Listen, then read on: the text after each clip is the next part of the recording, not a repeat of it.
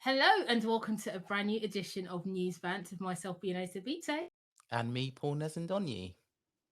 Hi, Paul. How are you? Hi, B. I'm very well, thank you. How are you? Yeah, I'm all right. Do you know what? It's a really interesting day because we are recording on D Day.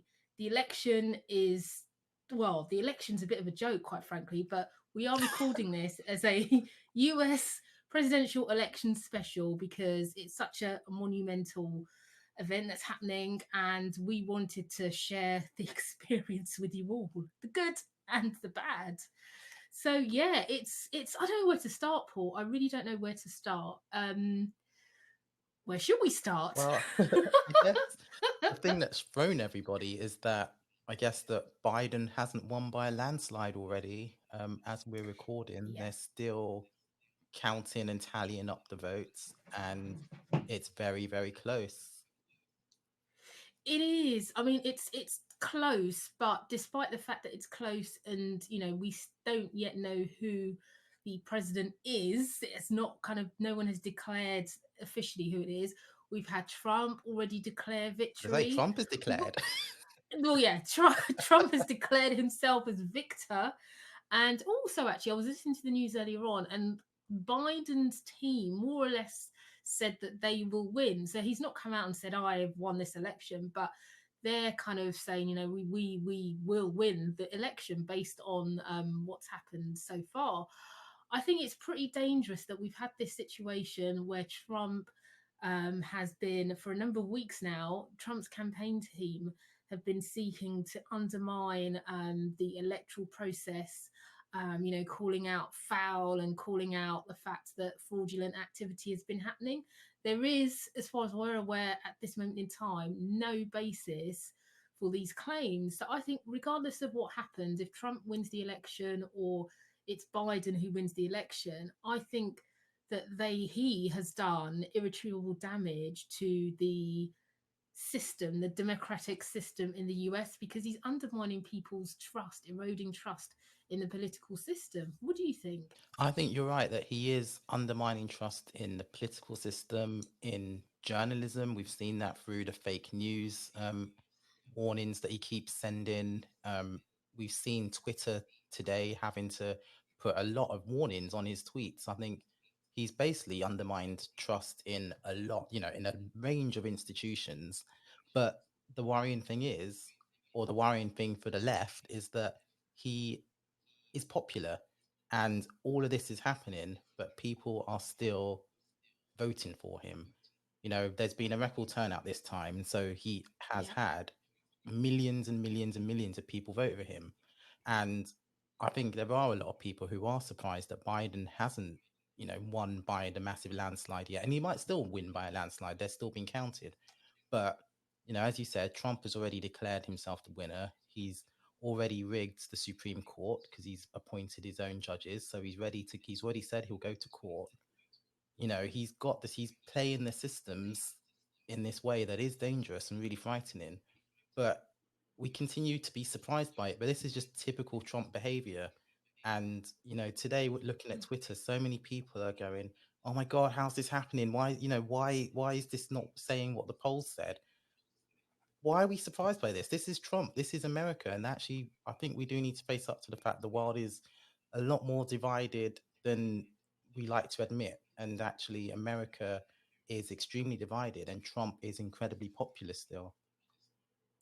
Yeah, you're right. I mean, yeah, just when you think we've reached peak Trump, he trumps the Today, Trump situation trumped yet again. himself. He did. He trumped himself, but it is that element of danger. I mean, in a kind of Tim Hop dictatorship, you would expect this kind of behavior where the systems kind of they try and well, they don't even go to this extent. They basically say, "I've won," and forget the lot of you, and basically, I'm still the dictator.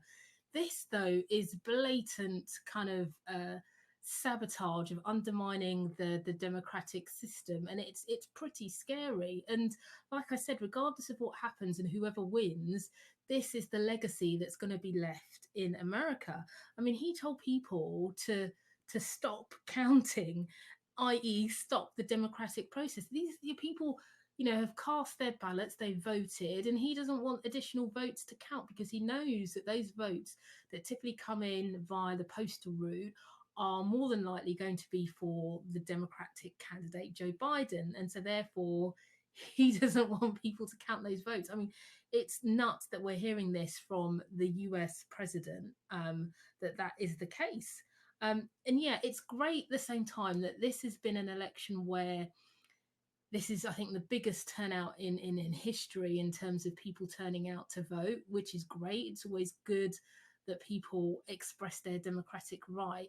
But I have to say, something that actually has really, I don't know, shaken me, scared me, made me question what the hell is going on are the black men, black women, Latina men, Latina women, whereby Trump has increased his share of the vote amongst those groups since 2016 against the backdrop of Black Lives Matter, all the terrible things that he's invoked in terms of racial division, building the wall, for goodness sake, building the wall with Mexico.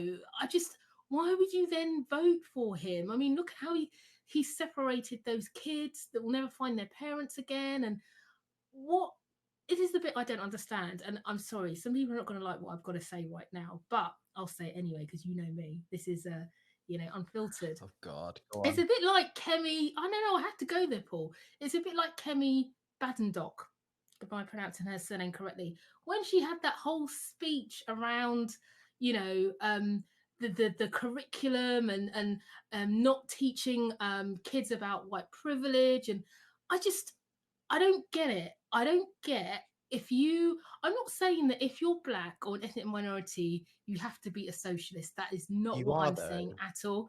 No, no, You no, no. are. It's not. You're No, saying if you're no. black, you must What be I'm a left-wing liberal socialist and no, see the no. world through What your I'm view.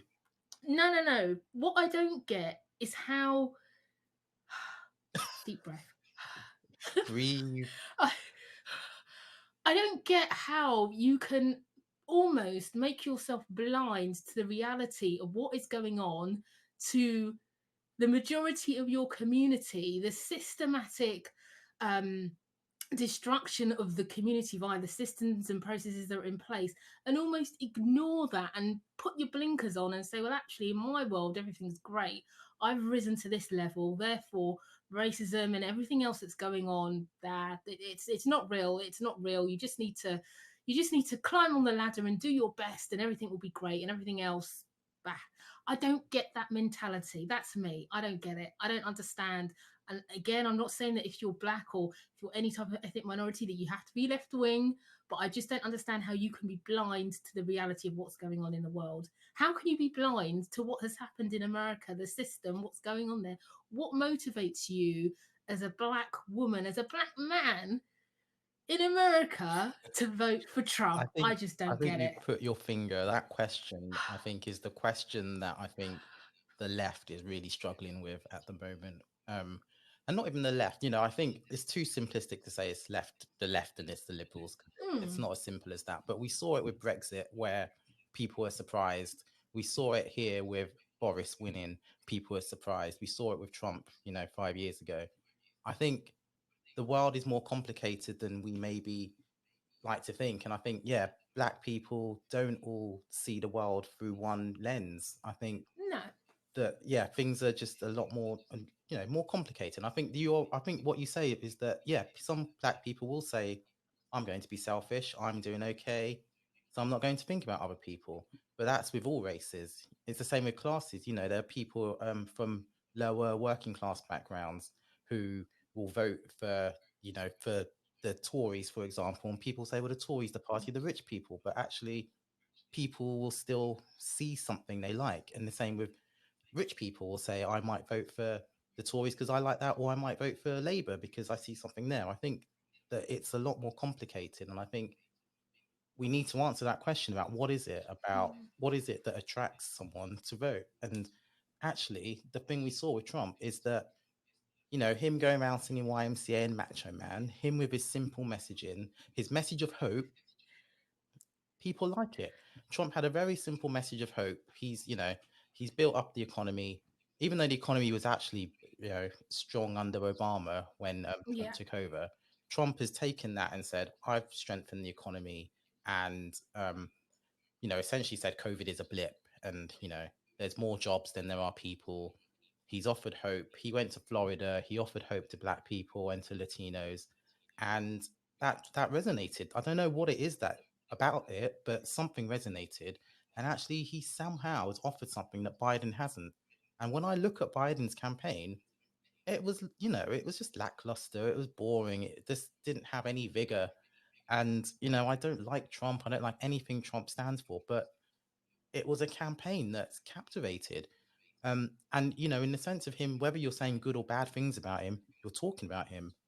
And there's a lot of shy Trump voters out there, I guess, who didn't want to admit that they were going to vote for Trump. So the left, again, has been blindsided by this. But there are questions that I think we do need to work out. Why is it that there are some people who will vote for the likes of Trump and for the right?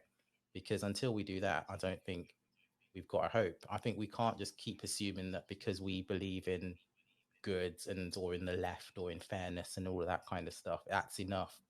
Um, because yeah, I woke up today and the thing that surprised me was that Trump didn't win by a landslide. And I think if we didn't have COVID, Trump would have won by a landslide. But COVID is the thing that stopped him winning. Um, and it looks like Biden might win. But yeah, I just think it's time for us to really take a step back and think, what is it that the left now need to do to, really engage and understand and to recognize that people are different and that it's not enough to just be, you know, black, working class and assume you've got the vote. Yeah. You know what, Paul? I do agree with you because you're right. The stats are, the evidence is there. And, even in this bitterly divisive US world in which we live in, where we've had the killing of so many Black people, we've had the Black Lives Matter, I mean, the killing of George Floyd. I mean, against that whole entire backdrop, you're right. If Trump can increase his share of the black vote against that backdrop, then certainly I agree that questions need to be asked. And I know that this isn't about maybe just the pure you're black, so therefore X, Y, and Z. Of course, we are all multiple identities, as you say, and we're not defined just by our race. And there are other factors involved as well. And I think it will be fascinating. I think it will be a bitter pill to swallow, but I think it will be fascinating to look at the research Yeah. once this is all done and dusted, and to really analyze, as you say, what are people's motivations, because I just can't get my head around it. I'm not going to lie. When I saw the bar chart from Edson this And now morning, I saw your I was like, responses. I was just like, what? This is just cray cray. It just doesn't make it just, and maybe that's part of the problem to me. And I'm sure there are other people like me and you as well. It just doesn't make any sense. Although I think you're a shy Tory, but anyway, that's by the by. The thing is, it makes sense to me. And I think the other thing is, though, there's that you saying that's a really interesting thing that I think there are people who are shy about being Trump voters or being Hmm. Boris supporters. Um, because of that kind of the insult. Oh, you're a shy Tory. You're a Tory. You're a Trump supporter becomes an insult, and people don't want to admit it. And that's why I think the pollsters get it wrong, because somehow if you disagree with someone on the left, you're bad and it's an insult. And I think that's not helpful to the left because you need to engage and you need to ask, well, why do you want to vote for Trump? What is it about Trump that's appealing? Um, and I think what's interesting for people about Trump is that he's the anti-politician, whereas Biden's just a lifelong politician who's a doddery old man and who's done nothing else with his life, from what I can see. He's got a Oh, sad story, Paul. I know, Wow. but actually Trump has, I don't like Trump, like I say, but he's got, I don't know what you can call it, charisma or what. There's something about But he's him a people like. liar. He's a liar, He's a but liar. A people serial like liar. the simplicity of the hope he offers, and that's the other thing I think that politicians on the left perhaps haven't offered so far is that sense of hope. I don't know what Biden's message was. All Biden talked about was COVID, there's a majority in America who don't even believe that COVID exists. So, like I say, Trump was talking about the economy because the majority of people in America vote based on the economy. Most Hmm. people in America aren't so bothered about COVID, and Trump has said to them it's temporary. So yeah, thousands of people are dying, like we're seeing here. But actually, when it comes to the voting, people still go with Trump because of hope. And that message of things are going to get better, things will improve. That's something the Americans like. It's all that American dream stuff they buy into. And I think it's Hmm. this the story, and we need to tell better stories. I don't know. We need to get over this. Well, you're on the right, so you're wrong, you awful Tory or whatever. I think it's more complicated than that. And I don't see, I think party politics, again, it's life is more complicated. So there might be parts of the Tory manifesto someone will like, there might be parts of the Labour manifesto they will like, there might be parts of the Lib Dems if they still exist. I think they do. But it's hard, when you get to the ballot box, you can't mix and match. But I think in Hmm. between times, actually, life is more complicated, and you kind of end up picking and choosing from here and there and everywhere. And unfortunately, though, at the ballot box, you do have to vote Trump if that's what you want. And it's really scary because, yeah, he's a dangerous man. And who knows where we're going to end up. But well, exactly. That's the thing. I mean, what is next for America? Because even if Biden does win, um, he may not have enough to control the Senate. See, he may have the House of Representatives, but may not have the Senate. So then, in terms of what he can actually do, will be limited. And like again, even if he does win, Trump has kind of ingrained in the minds of his supporters certainly that this is an illegitimate win. So will it lead to unrest within America? We don't know where this will go to. He is a dangerous man because he can't, if he won't be able to, well, as we've seen already, he's not going to take it lying down in terms of if he is losing, which we have seen. They'll challenge it, take it through the courts. What does that mean for the soul of America going forward? It is an extremely divided nation. I mean, it's not like here where people are talking about this Brexit festival and bring everyone back together. This this is like deep, deep, deep stuff actually that it's never been buried, because obviously this election has triggered kind of like, well, I say racial divisions, but there's divisions across the whole land. And some of this has been stuff that has been resurrected from back in Jim Crow days, for goodness sake, the stuff that we're starting to see. So, how does America move forward? Can it move forward? Or is this now basically the America going forward? This is the state of the Yeah. nation, and it's going to lead to further destruction of systems. And actually, whilst America's going through this chaos, I mean, Trump's always trying to like pitch America as the greatest nation on earth. Meantime, look at China. Look at the East. The economy is doing far much. It's improving. Their COVID issue seems to have like gone.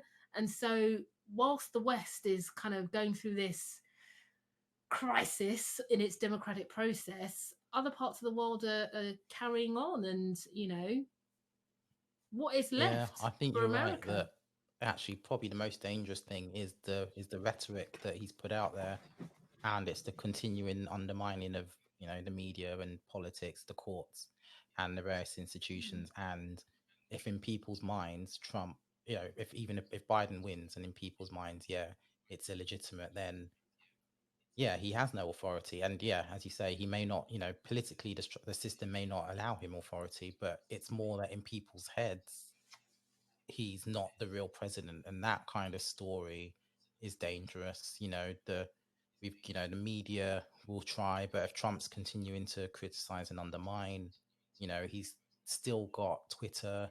The scary thing Mm, is that I imagine that even if Trump loses and is gone, he will continue to dominate headlines, and that's dangerous for Biden. All the way, even all the way through yeah, this election. I bet, like I said, all I saw Biden was dodgy old man, mask, fake. When Trump was in hospital, he was continue. Trump. I still don't know if I entirely believe he even had COVID, but I don't know if he's, if who there's strategic knows? comms and Yeah. planning and political analysis is good enough. But him getting COVID, him being fallen and then rising up again, all the the announcements, he continued to dominate. And once, if he's removed from office, he will continue to. Like I say, even that ridiculous video of him singing, and dancing, there was half the country laughing at it, and there was half who were going, "That's our president. He's so presidential. We're electing him." Mm, And again, I think while we're laughing at memes of him, other people are seeing that as campaign material and reasons to vote for him. Um, yeah. and like I say, I think, yeah, whatever happens, he will continue to be there in the background. You know, unless someone takes that keyboard away from Wow. him, who knows? Unless we can get him put into prison. What? Wow. Dot dot dot. Well, it's interesting because also I think for the Republican Party, I think there was a stage, where people were kind of like disgusted. Like some Republicans were disgusted that he was their president essentially, but because he's not done badly, because he hasn't. I mean, from what we know so far, it's a close race, right? He hasn't been flounced by a Biden. It's not going to be a complete wipeout. So therefore, are the Republicans now thinking, well, actually, Trump is our man, and in 4 years' time, do you know what? We'll keep Yeah, building up his supporters, and in 4 years' time, we'll will him out again. And there is a possibility that he will be the candidate. I can't remember how old he is, but it wouldn't surprise me if he's back again in yeah. 4 years' time. And Biden, you say he's dodgery. Your words, not mine. Dodgery old man. But let's just say on that basis that he's not the candidate in 4 years' time. I mean, it could be. I mean, he might not. I don't know if he's the president. Who knows? He may not. I don't want to say this. That sounds awful that he may not last the 4 years. And I don't mean it like that. I don't mean it. But he might just get tired, let's say. So He he may might not just last the four need a years. nap, a permanent nap, Oh, by the yeah. sounds of it. And then it'll be, oh, God. Oh, that's not what I meant. Sorry. Kamala Harris, that'll be interesting because then she'll be president potentially in that interim period before the 4 years is out, which would be obviously historic. First mixed race woman to be president. That would be so interesting. So I guess what I'm trying to say is that if I go back to my original point, is that this may not, even if it's the end of Trump this time, it may not be Yeah, the end of Trump. yeah. He will be back in 4 years' time. But also, what does that mean for just generally Western democracies and where we see these characters, be it Brazil, where else have we got characters? Um, oh God, my mind's gone. But you know what I mean. Well, even here in the UK, we've got these characters that are I don't know how to describe them. They're on the front of your left-wing Just liberal out. black values. Populist kind of right wingy type characters that are leading the West. I mean, what is going on, Paul? I mean, I despair. I I really think, do. I I really think, despair. I mean, yeah, you sum it up. They're characters, and that just makes me think, well, we can't just keep writing them off as characters. We do need to work out what's going on and what is it that why are they appealing? Why are people in the world going to them? At least Hmm. 50%, and actually more in some cases. They're winning by landslides. Um, there's Yeah. something there. We've talked about, in this country with Boris, and hopefully people are seeing sense and seeing that COVID isn't being managed in the right way. But for a long time, he's managed to stay popular somehow. Trump is is popular. They know how to campaign. They know how to keep messages very simple. Know how to get the public imagination. So yeah, their characters, they play up to it, but they know what they're doing somehow. I to some extent, I think we write Trump off as a fool, but I think to some extent he knows what he's doing. He knows how to stand up there and give a speech when he needs to, and be all stupid and dance in a silly way, and American presidents have always danced. Clinton danced, Obama danced, and we always go, oh, well, Obama was the better dancer. Yeah, Trump can't dance, but people liked watching him dance. Popular video. He's. And I don't, Oh I God. don't think he will win. I think Hmm. Biden should hopefully touch wood. But who knows? It's so close Oh at the yeah. moment. It is. It's very close. I mean, isn't it interesting? I mean, I counted, and there's probably more now since when I last looked. But on Twitter, there were about 4 warnings I saw Yeah, against tweets, obviously violating the fact that what he's tweeting is either not factual or is inciting something. And 4 warnings that I saw so far. I mean, that's awful. That is yeah, awful for the president of the but they United just need to States. delete him. I mean, again, we say it's awful, President of the United States. It's awful, Twitter. Delete him, Hmm. kick him off. You know, why are you That's a putting good point, information out there actually. that Hmm. that because you can still click and read it. Yeah, you've got the warning, but just don't let it. Just don't put it up. Done. I think sometimes, we can blame the Yeah, because characters, but actually, it's also the methods that we're allowing this information to get out there, um, and that's also partly, yeah, maybe there is a link between these characters rising and social media. There probably is because they also don't rely on the media now, the traditional media. They can talk directly very to us. true. Trump gets up and sits on the toilet and tells us Yes. exactly what's going on in his life. We don't need to wait for the New York Times or the Clinton News Network to tell us what's going on. Oh, you've fallen for it. You're fake news. Fake news. Not you, you're fake news. I mean, Don't what like 4 you. years? Yeah, what an amazing, like, he couldn't make it up, but Oh God.